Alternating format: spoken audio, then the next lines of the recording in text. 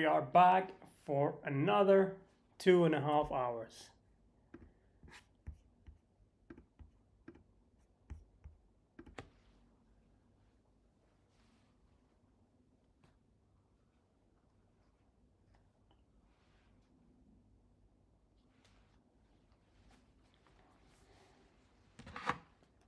Gotta make sure I have a lot of mic clipped on me.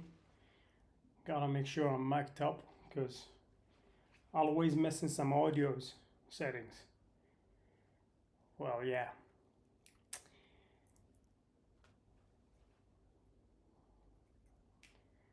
Stop complaining, guys. I don't know how I stop complaining. Right now, here we go.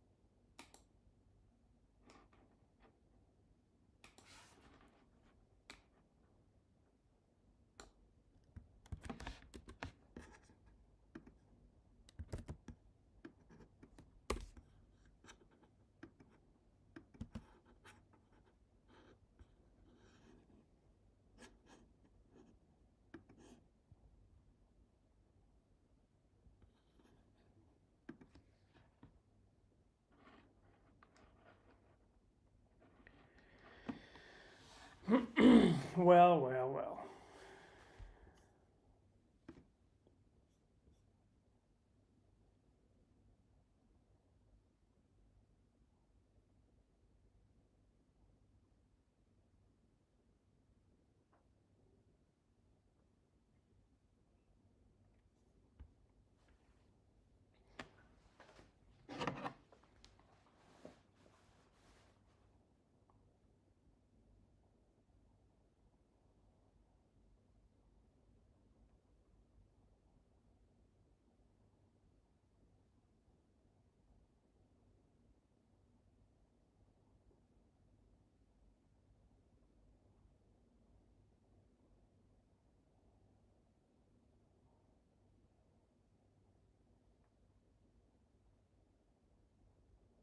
What are you saying, guys? Does anybody want to say anything today?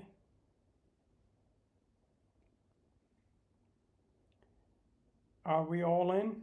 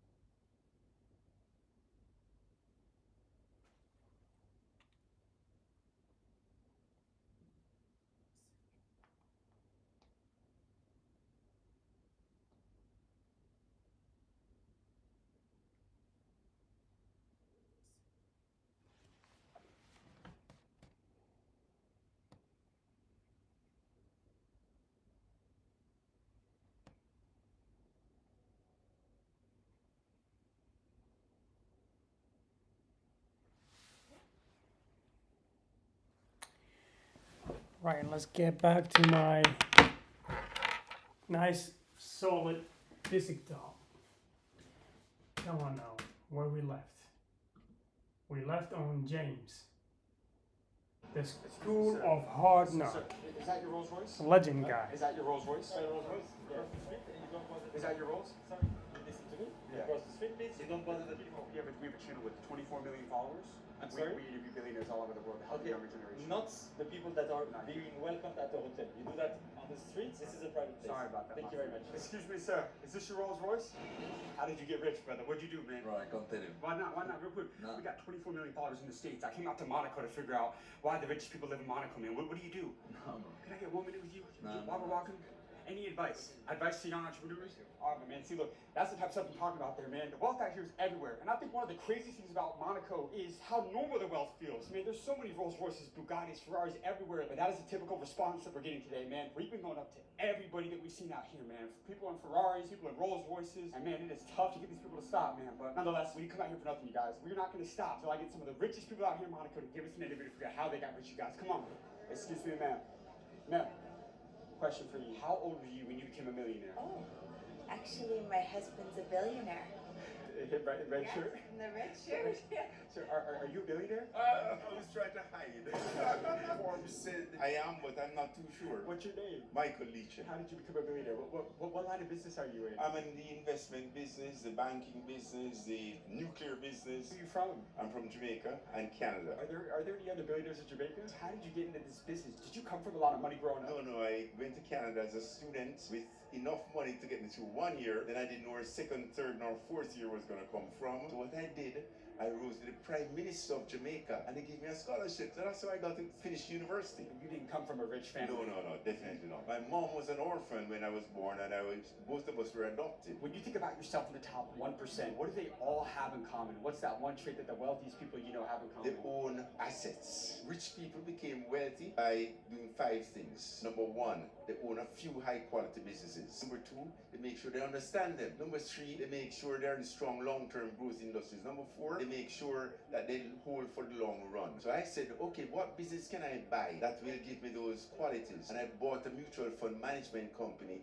in Canada. I spent $500,000 on it. Borrowed more than my net worth. 4 years later, it was worth $3.5 million. So how does somebody buy a business if they don't have a lot of capital? Because you mentioned you didn't have a lot of money when you bought that business. If somebody wants to buy a business in today's world, what would you tell them to do? Well, I had to borrow to invest. I had the cash flow because I was selling mutual funds. Yeah. So the mutual fund salesman. So I said, if you have cash flow, use your cash flow to borrow and then invest in high quality businesses. You mentioned you got to be in the right industry. In the next 1 to 2 years, what is the best industry people should be getting into right now? There's a saying, whenever there's a shift in the dominant source of energy, there's a shift in economic power. Right now, there's a shift occurring towards nuclear. You know that they don't teach this in school, right? I know that. They don't teach this in school. Definitely not. But you learned this yourself. I had to go to the School of Hard Knocks. 100%. How old are you today? I'm 75. He's got a good joke on him. No, you're not. Yes, I am. How do you Billionaire get so sharp joker. and so young at 75 years old? I work hard. I keep my mind active and I've always exercised. Are you happy? I'm extremely proud and extremely fulfilled. Does money buy happiness? No. So where does your happiness come My from? happiness comes from my mantra, doing well by doing good. Doing well by uplifting Motors. Over these 75 years of your life, I'm going to challenge you. Take me back to the most life-changing conversation you ever had. What is the greatest piece of advice that you received throughout your career? The best advice I can give to anyone is number one, identify a role model. Someone who you'd like to emulate, but make sure the person, that role model, is the best in the world. Number two, get the recipe. How did this person do it? And thirdly, don't change the recipe. Do exactly what that person did. Love that right there. The last thing I'd like to say is to be successful, you have to have a PhD. That's not a school PhD. Poor, hungry, and driven. But when you're successful, your kids will also have a PhD. Papa has dough. So you didn't come from a rich family, but a rich family came from you. Exactly. You got amazing advice, my friend. I appreciate that. That was the first ever Jamaican, I think, Caribbean billionaire I've ever interviewed on the School of Hard Knocks. He was out here in Monaco, just gave an amazing interview. And I love these interviews because I always ask people, what's the best industry? What's the best skill people should look to master, get into in today's world? He said nuclear energy. Everybody's always talking about AI, sales, nuclear energy. Listen to that niche and look up what he said because he is not wrong. Great interview out here in Monaco. We got to keep finding these billionaires out here to figure out how they got rich, you guys. Come on. All right, you guys. First of all, Monaco has been insane. Look at this place right here. I mean, you've got probably 100 yachts and boats in the background right there. And look, we've already approached millionaires and billionaires getting out of supercars right out in the streets. But something crazy just happened, you guys. We just got invited to a billionaire's yacht to interview him and go watch the F1 race that's happening in Monaco right now. So come with us right now to go meet a Monaco billionaire and figure out how he got rich and what it's like living in Monaco. All right, you guys, we just got to our destination. We are at the Yacht Harbor out here in Monaco. You guys, we're going to be taking the 10-year out to the billionaire's yacht to interview him on how he got rich, you guys. Come on. Great to see you, man. Great to see you. Good, man. How are you? Get right into you guys. Nice for you coming. All right, you guys, we made it on the 10-year, man. We're out here in Monaco on the water, and before we were getting on the 10-year to go out to the yacht, we saw Tony Robbins, man. It just goes to show the crazy proximity that is currently out here in Monaco right now. This is where all the billionaires are at, you guys. Nonetheless, we're heading out to the boat now to find out what it's like to live life as a billionaire in Monaco. Whoa. What's that? I just built a budgeting app in Base 44. Guys, Nina just built an app. Impossible. Look at this entire pier right here, you guys. I mean, I've never seen this big of a concentration of this many super yachts in my entire life, man. I can only imagine all the billionaires that are out here on the water right now. But look, we're about to go meet up with every one of them right now. Any second, we'll be right there. You got it? Hey, you know, I've been on yachts before, but I've never had to take a ladder to go up before. You know that, right? Let's go, my man. Let's get it. Enjoy it. All right, my friend. How much did the yacht cost, would you guess? 50, 60 million? Crazy.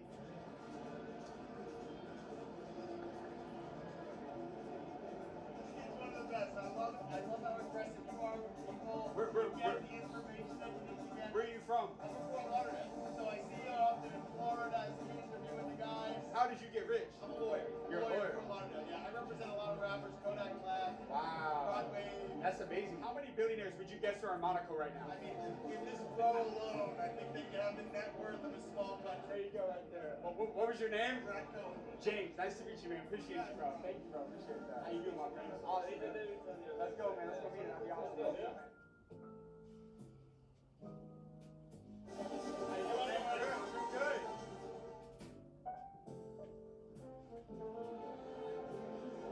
How you doing, man? What was your name?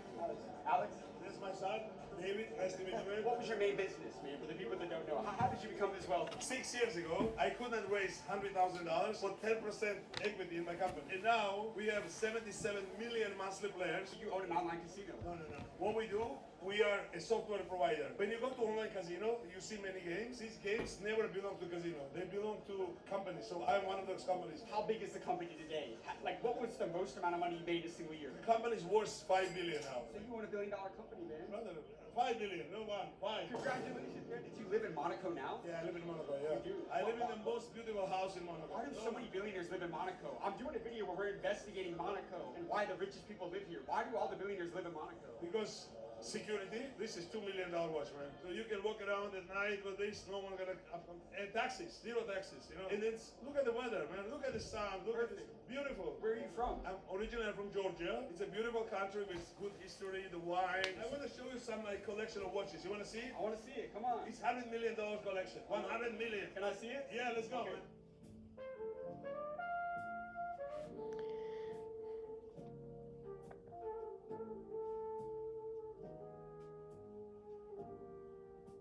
Did the younger you have any idea that you were going to build a $5 billion company? I always like to ask successful, billionaires and the highest entrepreneurs, like when they go back to the younger selves, did you always have that innate belief that you were going to do that? The way, like I grew up in Georgia. It was poor country, but I always knew that I was going to do it. But I did it quite late. Till 44, I thought money was important, but at 44, I understood that money is not important. You know what's important? A lot of money, man. This is the big difference. There's money and there's a lot of money. It changes the game. Look at this, man. Look at this. Igor, now get ready, man. Heart attack is coming. That is absolutely insane. No, You gotta break these down for us right here. So this is 6 million, but now 10 maybe. It's only 2 in the world. This is Richard Mille called Smiley, and this is not just a watch. This is a sapphire watch, and this is not just a sapphire. This is a blue sapphire. There's white sapphire, and there's blue. So this is grown naturally, actually, and it's called Smiley. Look how it smiles. Yeah. But this is the crazy one. I want you to hold it, man. Just feel the weight of the success. Just feel it, man. This is $20 million watch, man. What the fuck? It's you cannot make this watch anymore because you need a big stone to cut the diamonds out, and there is no such a big stone anymore. Fuck? How much would you say this entire collection costs right here? I think 100 million. So to a young person that aspires to even just build $100 million net worth, what would you say are the 3 skills that they have to possess as an entrepreneur in today's world? Okay, I'll tell you. First, comfort zone, man. You need to learn how to come out with the comfort zone. Like working out, coming out from the comfort zone, right? It's painful, but then the second day it's joy. Same thing in the business, man. And you know what? One more thing. You need to be afraid of your dreams. You know what it is when you wake up in the morning, and when you have a dream, your dream should scare the shit out of you. Now my dream is what I want to do. They still scare me now. So if your dreams don't scare you, they're not big enough. You just change your dreams, man. Come on, wake up, go to lay on the couch all day. It's a bullshit. Everyone has fear. Like there's no one who doesn't fear. When fighters go to the cage, I know Pereira has fear, but it's about overcome this fear. Topic debate. Oh, look at the magic it's gonna. And it's a real roulette. That's crazy. When you think about yourself, all the other billionaires, the most successful people in your network, what do they do differently from everybody else that broke people don't understand? Relationships is everything. Like I know personally, when you meet someone new, it's the biggest and the simplest advice. You know how you can impress someone when you meet? Be yourself. No. You genuinely, when you ask a question about them, you listen. When they say if they like golf, ask questions about golf. Listen to them. Okay. Don't talk about you, man. No, man, it's about them. Everyone likes to be pampered. Everyone likes to be respected. By the way, there's a great book. Everyone says about books, but I only have one book. It's a very old book. Very old, like 1970s. But I advise everyone to read it. So it's a Daniel Carnegie, How to Make Friends. It's a 70s. But I advise everyone to read it. So it's a Daniel Carnegie, How to Make Friends. This is the second book I'm buying this week. I'm going broke buying books. Bro, what? That's how I generate my books, by the way. Alright, got your ass. I love this advice. One of the collection, one of the watch, 20 million. That's game right there, you know that, right? Yeah. That's game. You gotta get that. Seriously. Not to wrap on today's video, I need y'all to stop right now. Like and subscribe for amazing content coming every week to the School of Hard Knocks. Hold on, James, we have a long to go. Let me order some food. I'm hungry a little bit.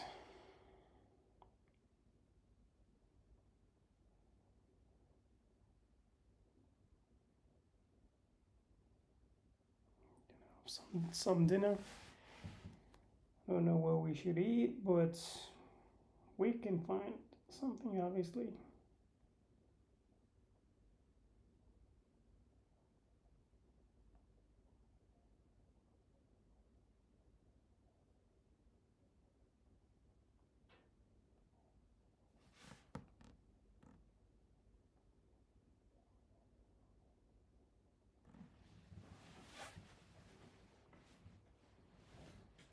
Not sushi and not pizza, bro.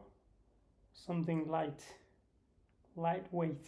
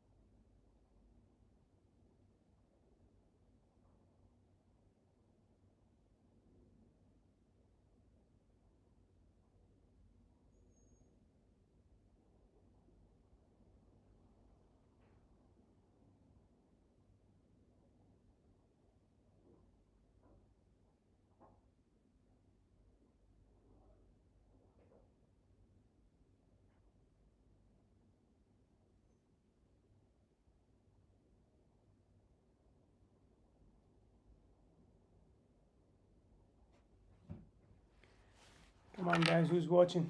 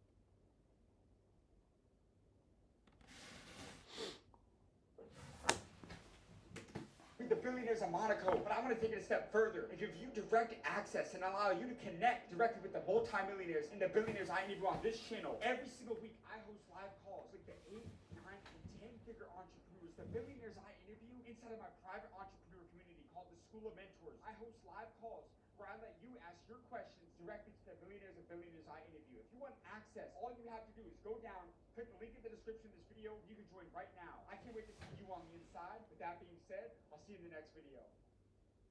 When we started this reno, I had a few non-negotiables, things I knew I'd regret if I didn't get them out the first time round, and one of those is the radiators. Admittedly, we are only one room in and it's not even fully decorated or painted yet, but these best heating column radiators are exactly what I imagined when I started designing this room. They give timeless character and take something entirely functional and turn it pretty. What more could you want? We went for the smoke grey, but they have so many different colours, and as we work through each room, I love the fact we can keep the same style but effortlessly match the colour scheme. Also, the brass fittings like this wall stay and the valves are the details I never knew I'd actually care about so much on a radiator. Now we just need to get on with painting this room, but we have to wait a few more weeks for the lime plaster to dry and then we'll be on it.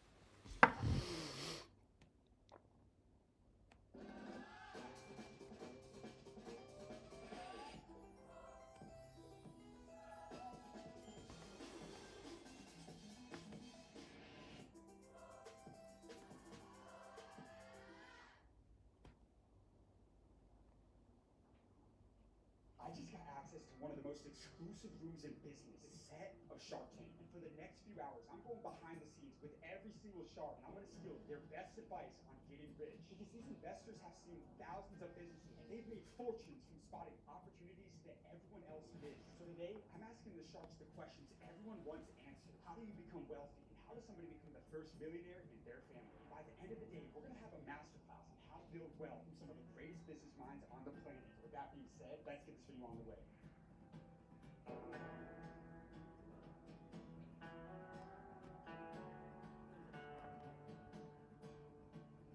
Guys, we just got to our destination. We're right now about to go to the set of Shark Tank. We're right now at Tyler Perry Studios, who's a billionaire media mogul, and this is where Shark Tank is being filmed. We're about to link up with some of the billionaire sharks, some of the sharks that have built 9, 10-figure companies, multi-billion-dollar businesses, you guys. And all these sharks have invested in businesses that have become some of the biggest companies in the entire world, you guys. So come with us right now to meet up with some of the wealthy sharks alive.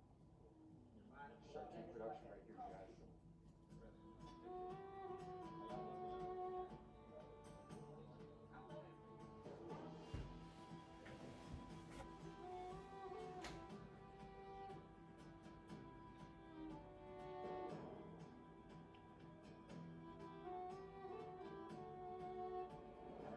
Officially behind the scenes of Shark Tank. This is where all of it happens, man. You can see all the chairs right here. Look, we got Barbara Corcoran right here, Kevin O'Leary, Rory Brown. Come here. Make sure that you've seen all the sharks. I mean, you guys are talking about the sharks right here. This is where Damon John sits, man, and this is where they are pitched on a regular basis, right? Not only have these guys built, $100 million, billion-dollar companies, sold those companies, made hundreds of millions, made billions of dollars throughout their career, but they're investing in the businesses that you see every single week on ABC, you guys. This is crazy. We're going to be asking all the sharks the best advice on how to become wealthy in today's world, become the first millionaire in your family, you guys.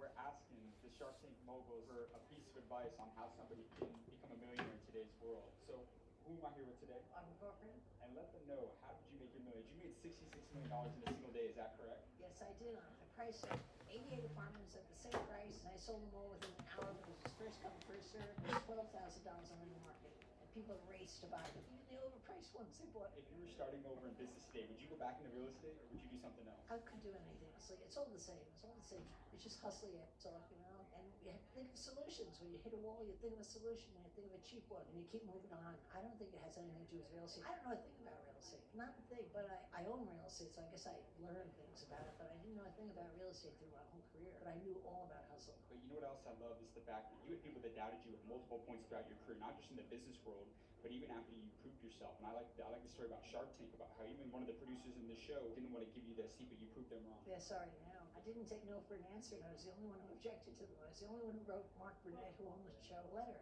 And I told him he was making a mistake, and I told him about all my failures in my life and how I had overcome them, but I did it all within 30 words, and he hired me for the show. I love that right there. So let me ask you this, with all the business experience, the knowledge that you've collected, if there's one more piece of advice to the younger generation wanting to become a millionaire in today's world, what's your best piece of advice you would leave with the younger generation right here? It's all about overcoming failure. If you don't have that gene naturally in you, you have to develop it or you'll never succeed in business. Just have to overcome failure. Get back up and get back out of the game. And what are you investing in right now? Like, when you think about your last couple, well, beyond Shark Tank, like, what industry are you saying the next 1 to 2 years is you got to get into this? I'm not one of those people that can tell other industries. I don't know. I invest here in Shark Tank. I invest in real estate in my own life, and that's what I stick with. I stick with my knitting because I make money at it. You know, I bought my first piece of commercial real estate last year. You did, really? I did. My portfolio is not like you yet, but Good for you. what's the secret to creating wealth in real estate? It's leveraging. It's like getting a big mortgage, a small down payment, and the minute the tenants are paying more rent, you go back to the bank and you ask them for a second mortgage, and you keep taking the cash out. I've never sold any real estate I bought. I just keep taking cash out as we go. The banks are willing to give it, so I take it. You know that they don't teach this in school, right? No, I don't know that because I haven't gone to much school. You haven't gotten to much school. Barbara, thank you so much for your time. I appreciate that. All right, guys, so we just crushed it with Barbara Corbin. She was giving the game on real estate, but now look who we got behind us right here. We got Mr. Kevin O'Leary, Mr. Wonderful. This guy sold a software company for several $1 billion. About to get some game from him right here in the chair out in Atlanta, you guys. Come on. Oh, man. I'm doing just a quick little behind the scenes with you real quick. So it's one question I'm asking all the sharks right here. What are you saying, guys? The 20-year-old version of Kevin, and you had to give him the blueprint to becoming wealthy, a multi-millionaire in today's world. What would you tell him? The number one thing you gotta do, and I've learned this the hard way, and now if I have to go back to each one, I'd make sure I didn't make this mistake. You gotta pick 3 things every day to get done. 3 things. That's called the signal. Everything else that stops you from getting the 3 things done, that's the noise. What's the ratio between signal and noise? 80% signal, 20% noise. You don't do anything else to get your 3 things done. That's how you advance your mandate, your business, and your personal self become successful. Get focused. What are those 3 things, those money-making activities that you'd be focused on in today's world? Every day you get 3 new things. You know, taught me this Steve Jobs years ago. He told me, look, if you get the 3 things done every 18 hours you're awake, you don't have to worry about the long run because you're going to be so effective, so powerful, but nothing can distract you. The problem with it is it makes you a kind of a mean guy because you don't waste your time. Somebody walks in and says, hey, what about the Knicks? You say, I don't give a shit about the Knicks. I'm getting this thing done. A lot of people don't realize, but you were part of a software company that sold for how much money? $4.2 billion. How do you preserve that capital? They say it's easy to make a lot of money, it's hard to keep a lot of money. That's the period when you're an operator and you're focused on